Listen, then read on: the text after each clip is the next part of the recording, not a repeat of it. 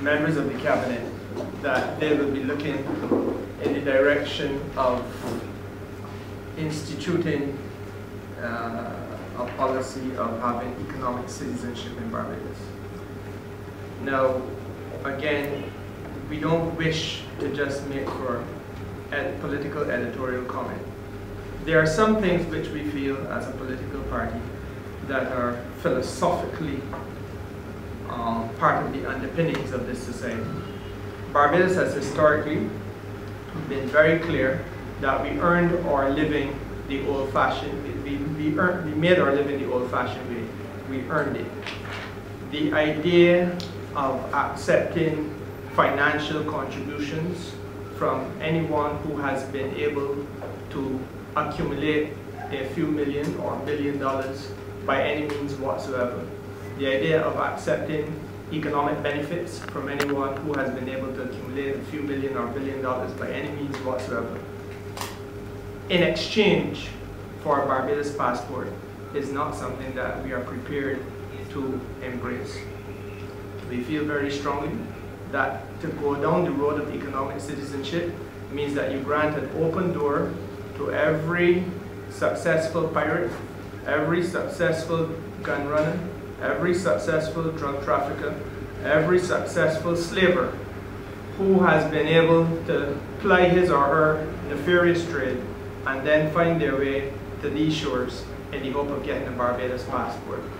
Countries which have done this before or followed this route before have often lost any reputation they previously had for being a brand or a place which is seen as internationally worthy and worthwhile.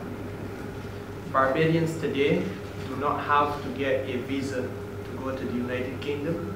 We do not have to have a visa to get access to Canada and several other places.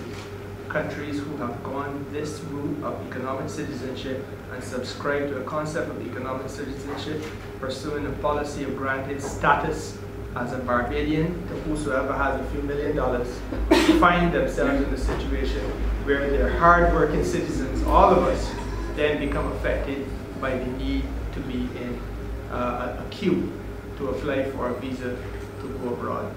Now, we want to make it very clear to the government that this is a point on which the Barbados Labour Party says, will and come again. It will not be acceptable for us. The legislation which currently exists, there is a Barbadian Citizenship Act. We feel that that legislation, far from being amended to allow for economic citizenship, should be strengthened so as to protect against it. And we also remind the Democratic Labour Party that they had previously conceptualized and promoted a green paper on comprehensive review of immigration policy, which in 2009 indicated that they were not prepared to look at economic citizenship as part of the way forward in the future.